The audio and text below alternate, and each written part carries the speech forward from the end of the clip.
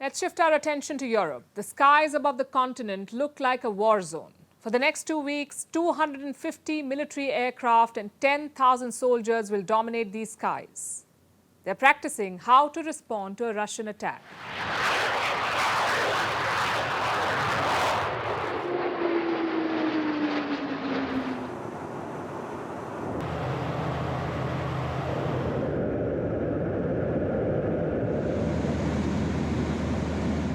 So what really is happening in Europe? NATO drills, the largest ever, the biggest air exercise in NATO's history. Germany is playing host. A total of 25 countries are taking part. This includes friends of NATO as well, countries like Japan. Japan has joined as an observer. And Sweden, which is still waiting to join the NATO. And what are these troops preparing for? A potential war with Russia. Or should I say, another war with Russia, considering they're already fighting one. This exercise is quite deliberately taking place at a level that is not intended to contribute to escalation. It is, of course, a massive presence. It is also important to send a clear signal to Russia. So NATO is sending a message to Russia. Although the exercise is not a new idea, really. It was first thought of in the year 2018, 4 years after Russia annexed Crimea. These drills were meant to be a response. Took them 4 years to think of a response. And in the end, they chose to junk the plan. Then Russia invaded Ukraine, and more than a year into the war, NATO has finally come together to conduct an air drill. Full marks for promptness. From my perspective, we are sending a strong message here that we care about our security. And that, I think, is something that is needed more than ever since Russia's invasion of Ukraine. Germany is leading these drills. But what's the point of this exercise beyond making a point to Moscow? Testing and maintaining interoperability. In simple English, they're trying to see if they can fight as one force against Russia. The focus of the drills is Eastern Europe. In the next few days, the warplanes will practice maneuvers. They will fly towards the east every day, towards countries like Romania and Estonia. They're close to Russia and the war in Ukraine. And NATO is trying to show Moscow, and perhaps itself, how quickly it can deploy if the battle in Ukraine spills over. The implications are clear. They're preparing for a larger conflict. Eastern Europe has been militarized. The last pretenses of neutrality have been shed. You see, for decades, Brussels has avoided a conflict. And now they're actively gearing up for one. Europe is spending big money on arms. Again, I have some numbers. Europe's arms imports have increased by 47% in the recent past. Military spending is breaking records. Last year, Europe spent 13% more on its armies. By December 2022, Europe's defense spending crossed $200 billion for the first time ever. A part of this is going towards buying arms for Ukraine. But leading European nations, which professed neutrality for the longest time, are also arming themselves. And guess who they're turning to for the weapons? The United States of America. It has got meaty orders from its European friends. Germany is one of the biggest buyers. It has ordered 35 F-35 aircraft. The deal is worth over $8 billion. Then we have Poland. Ahead of Russia's invasion, Poland ordered 250 M1 Abrams tanks. How much did it cost them? Around $6 billion. The United Kingdom asked for a missile defense radar. The price tag was $700 million. Around the same time, Spain placed an order too. They wanted choppers from America. So the trend is quite clear. Europe feels threatened. It is arming itself and playing war games. A larger attack from Russia may become a self-fulfilling prophecy.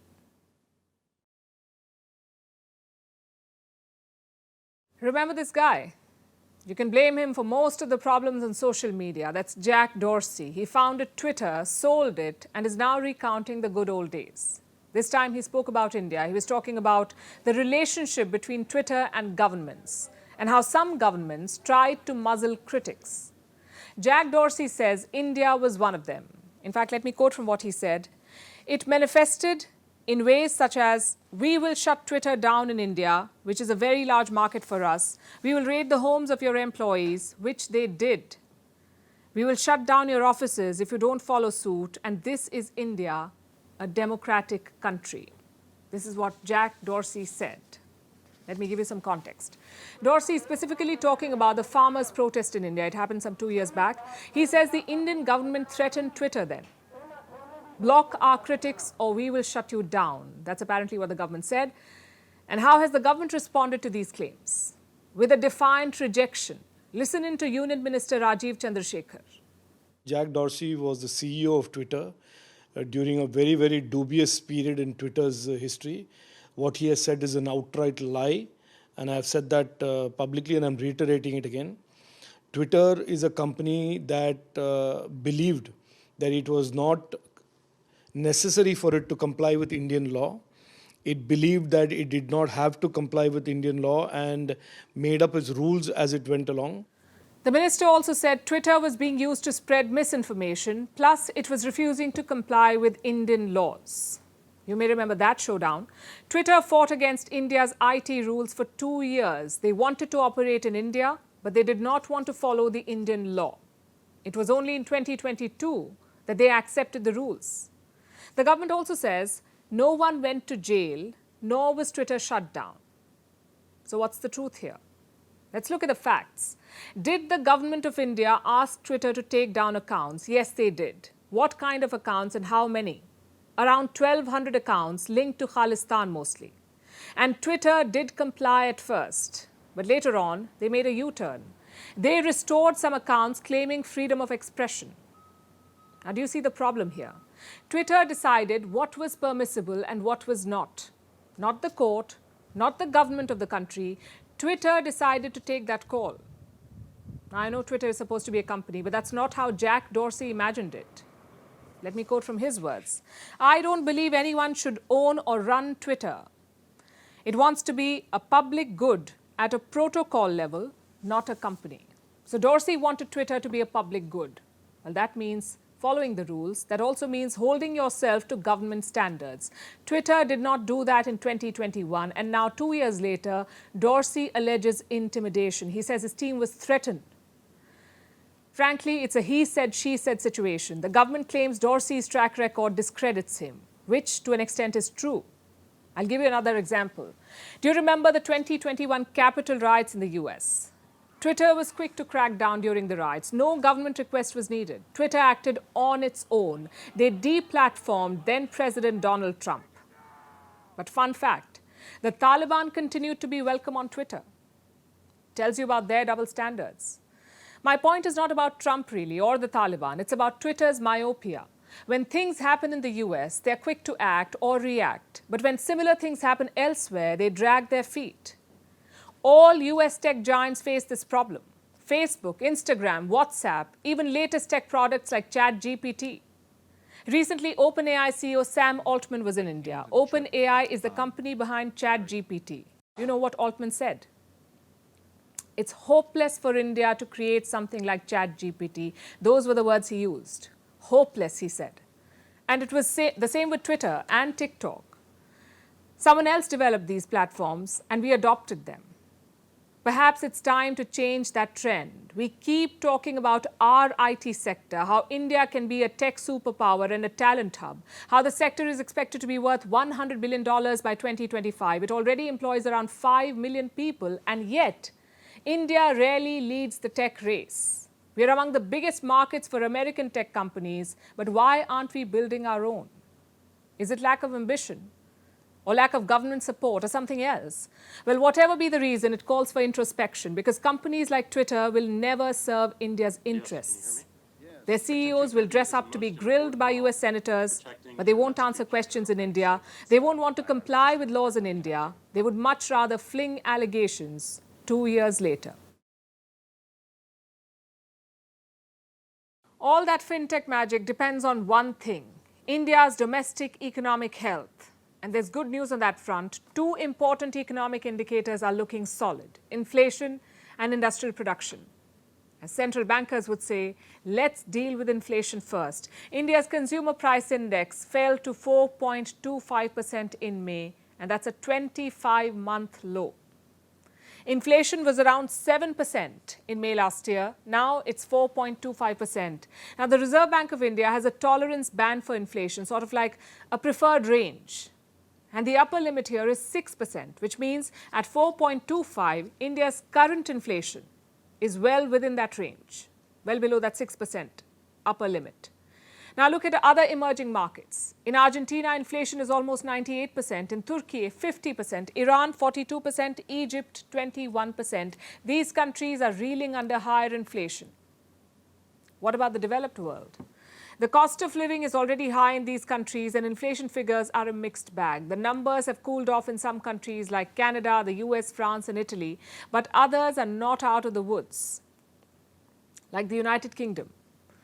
Their retail inflation in the UK is 6.8%. In Germany, it's 6.2%. And this has a direct impact on economic output and health. But more on that later. For now, let's look at the second indicator, factory output. It is measured using something called IIP, Index of Industrial Production, IIP. It had fallen to 1.1% in March this year, but in April, it rebounded. The latest number is 4.2%. And this represents a notable increase for India. If you rewind to late last year, factory output was in the dumps. It was negative 4% in October 2022, meaning the output shrank. So the latest data shows a positive trajectory. And how is the rest of the world faring? China's industrial output was up 5.6% in April. But there's a catch. The market expectation was much higher for China, more than 10% in fact. So the pace of China's industrial recovery has been slower than expected. Could that be an opportunity for India? It could, but a lot depends on the RBI. That's India's central bank. For booming growth, you need to cut interest rates. You need to make loans cheaper. But is the RBI ready for that? Most experts say it's not. I mentioned that 6% inflation is the upper tolerance limit. Right now, it's well under that, 4.25%. But the RBI will look for a sustained dip, perhaps below 4%. It will also look for clues from the US Federal Reserve, that's America's central bank, the US Fed. It is still hiking interest rates. Once the Americans stop, other banks are expected to follow. So India, you could say, is on the starting line, ready to begin the sprint. It's all about waiting for the buzzer. But some of the other sprinters are nowhere in the picture. In fact, they may not even turn up. Take a look at this map. It shows three sets of countries, those already in recession, those at risk of recession, and those expected to escape. Germany is already in recession. They've had 2 quarters of negative GDP growth, which is technically recession. Next in line could be the United Kingdom, the UK. They have a 75% chance of recession this year. New Zealand has 70%, the US 65%, Australia 50%, and Canada 60%. What about India? As things stand, there is a 0% chance of recession in India. Saudi Arabia too is doing well, just 5% chance. China is at 12%, Brazil at 15%. So the big takeaway is this: the developed world is not out of the woods, but India appears to be safe. How did that happen? How did India buck the global trend? Well, you can't point at one specific reason for that. It's a combination of many policy choices, really. We look at 3 of them. For starters, cheap crude from Russia. That has really worked. By not taking sides in the war, New Delhi got good deals. And that's one reason why inflation is under control. The second reason is related to the pandemic. Do you remember what most governments did during the pandemic? They announced stimulus packages, and most of them were cash transfers. The US, for instance, spent about $250 billion on it. American citizens got checks up to $1,200. I'm sure it helped them, but there's a downside to such policies. More cash supply leads to more inflation. It's economics 101. But India tried another route.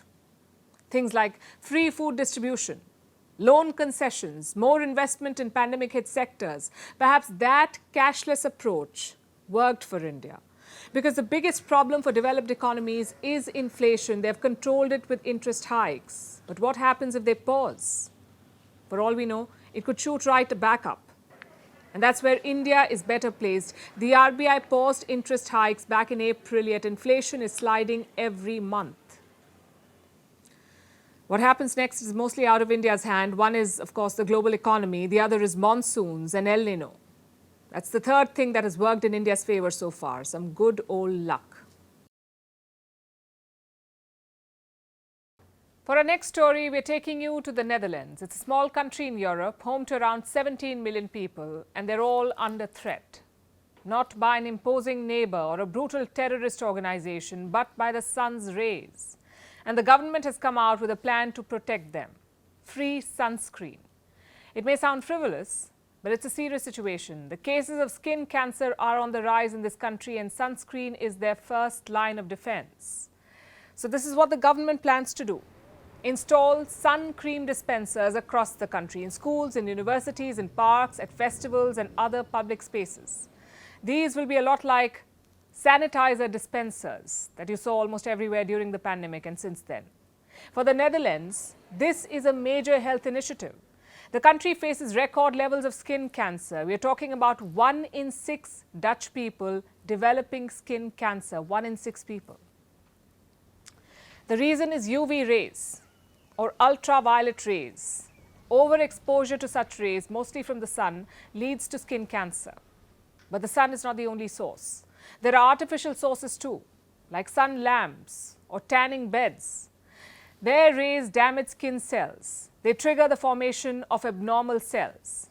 And these are cancerous cells. They divide rapidly. They spread rapidly, and in some cases, they can be deadly. Skin cancer can be deadly in some cases. So the Dutch government's move is a step in the right direction. Hopefully, it will also change mindsets. You see, across the world, sunscreen is treated like a cosmetic product. It carries a heavy tax. It's often also seen as a luxury product. But increasingly, it is proving to be essential. The Dutch move may set a precedent for others to follow, because skin cancer is on the rise across Europe. More than 7 million Europeans are estimated to have it. Look at the case of Germany. Germany is a neighbor of the Netherlands. It has seen a 55% increase in deaths from skin cancer, 55% increase in the past 2 decades. Also, skin cancer, you would know, is of several types. The most serious type is called melanoma. And melanoma has claimed about 60,000 European lives in 2020. But of course, skin cancer is not limited to Europe, and it's a myth that only white people are at risk. People of all ethnicities and colors can be affected. The highest rates of melanoma, in fact, are observed in Australia and New Zealand. This is followed by Western Europe, Northern America, Northern Europe, and then Africa and Asia. So far, so depressing. But here's something encouraging too. Most cases of skin cancer are preventable. All you need is sun protection. And most experts agree that all of us need it all year round. But we need it especially during late spring and early summer. That's when harmful UV rays are the strongest.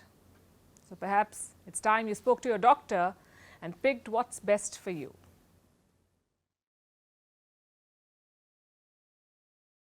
Our next story is from Thailand. It's a Buddhist kingdom, but its southern region has a Muslim majority Malay population.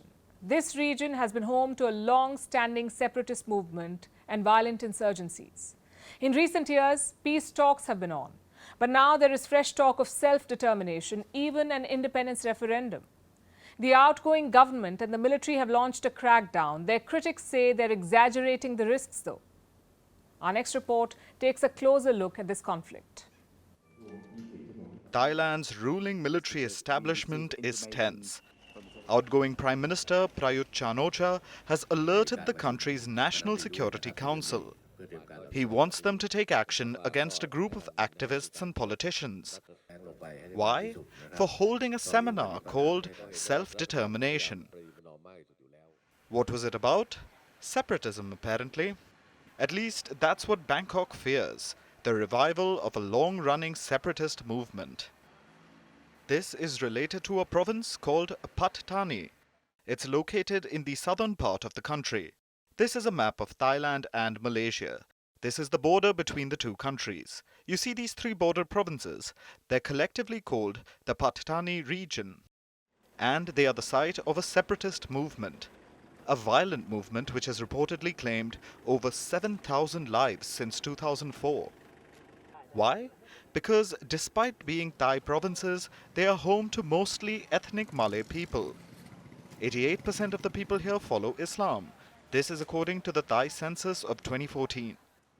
So, this region is dominated by Malaysian Muslims. but it's now part of the Buddhist kingdom of Thailand. How did that happen? The short answer is the British. Malaysia was part of the British colonial empire. It was called British Malaya. The region bordered the Kingdom of Siam, the predecessor to modern-day Thailand. The British signed a treaty with the kingdom in the year 1909. It's called the Anglo-Siamese or Bangkok Treaty of 1909. In this, the British recognized Siam's control over today's Pattani region. Why? Because it's the British. Trade was more important than ensuring a stable border. Money was given priority over culture and traditions, so they drew borders as they deemed fit. The result is this: decades of religious tensions in the Pattani region. Bangkok says the provinces are an integral part of Thailand, and they're right. Legally, the borders negotiated with Britain are valid, and any calls for redrawing those borders, any talk of independence, is unlawful. Which brings us back to the activists. They know the laws, so they didn't directly ask for independence. Instead, they asked if a referendum should be held, and if the people of Pattani have the right to self-determination. This has raised red flags. The administration is up in arms. They've instituted a crackdown and an investigation. A top military commander called the summit a threat to Thailand's territorial integrity and national security. Ruling party officials want the politicians who attended the summit to be probed. These politicians have now distanced themselves from the event. Any leader who's asked says the same thing. They want to put the insurgency in the region to rest. They want peace through dialogue with separatists. That independence can never be the answer. This is a common story across the world. Britain or any other colonial power causing problems that last generations. Wherever the West had their colonies, instability persists in their wake. And now it's time for Vantage shots, images that tell the story. Starting with the US, tens of thousands of dead fish washed up at beaches in Texas. Officials say low oxygen levels in warm water has led to the situation. Meanwhile, SpaceX's Falcon 9 rocket delivered 72 spacecraft to orbit. It has now returned to Earth. And South Korea's capital, Seoul, is marking the 10th anniversary of its famous K-pop band, BTS. Landmarks across Seoul were illuminated in the band's signature color, purple. And finally, what makes this day significant? June the 13th. We're taking you back in history. And this is a rather somber story. On this day in 1997, a fire broke out in a movie theatre in India's capital, Delhi. So you may have heard of the Upahar Cinema fire. This happened during the screening of a famous Bollywood film. The theatre had only one functional emergency exit. More than 50 people were killed. We're leaving you with this. Thanks for watching. We'll see you tomorrow.